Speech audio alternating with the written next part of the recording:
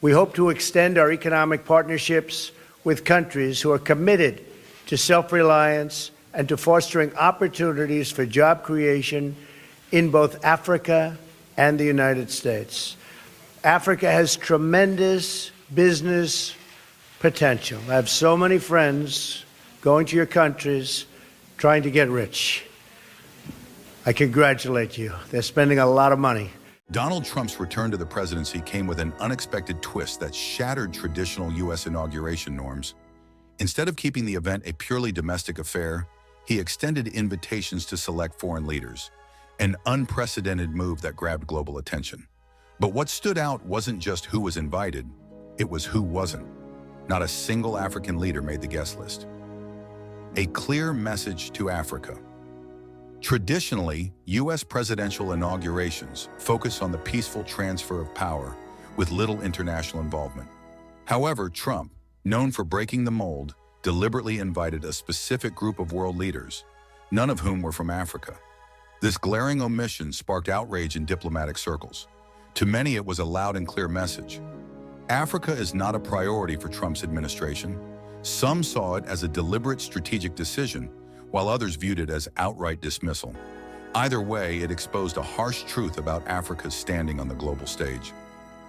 The desperate race for an invitation and the cold shoulder.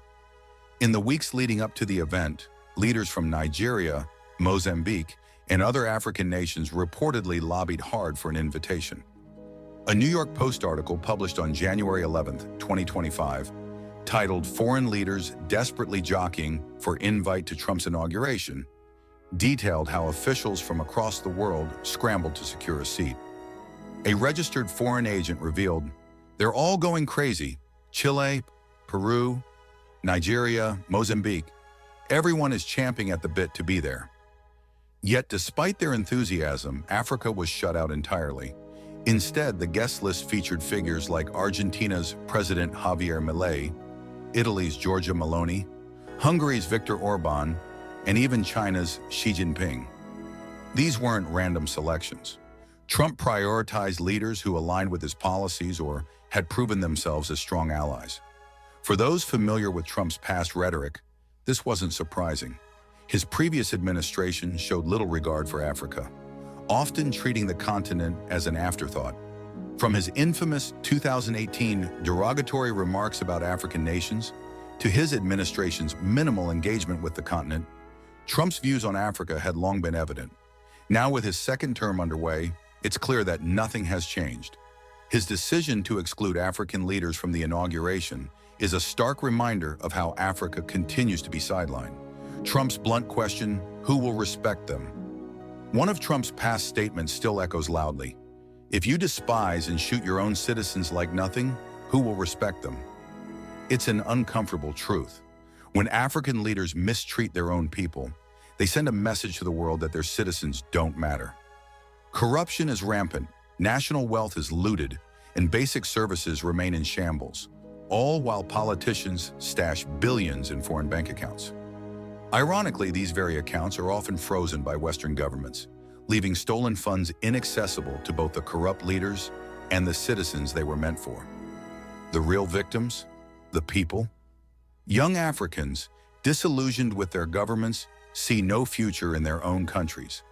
Unemployment, economic instability, and poor governance drive thousands to flee, many risking their lives on treacherous migration routes to Europe and beyond. Some perish in the Mediterranean, others end up trapped in modern-day slavery.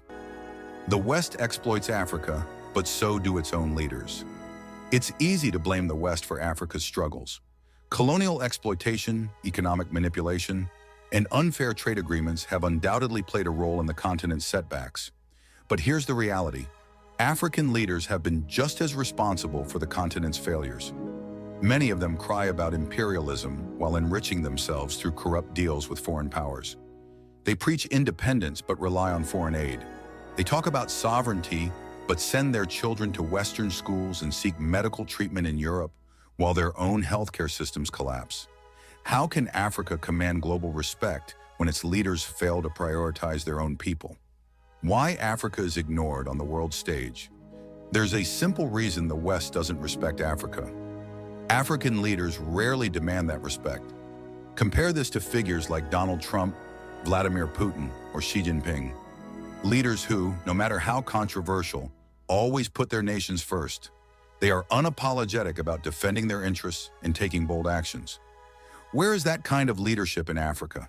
Instead of standing firm, too many African leaders beg for approval, aid, and investment from the same nations that exploit them. They follow, they bow, and then they wonder why their continent is ignored. A new breed of African leaders. The pushback begins. But not all hope is lost. A new wave of African leaders is rejecting the old playbook. The military-led governments of Mali, Niger, and Burkina Faso have begun to prioritize sovereignty over Western influence. Among them, Burkina Faso's Ibrahim Traoré stands out. Unlike many of his peers, he refuses to beg for foreign aid or bow to external pressures. Instead, he focuses on building a self-sufficient nation, one that values dignity over dependence. The Sankara blueprint, Africa's forgotten path to greatness. Traoré's leadership mirrors that of Thomas Sankara, one of Africa's most visionary leaders. Sankara wasn't just a politician, he was a revolutionary who proved that Africa could stand on its own. In just 4 years, Sankara made Burkina Faso food self-sufficient through agricultural reforms, rejected foreign aid and prioritized self-reliance, promoted women's rights in education, implemented mass vaccination programs, saving thousands of lives. His message was simple.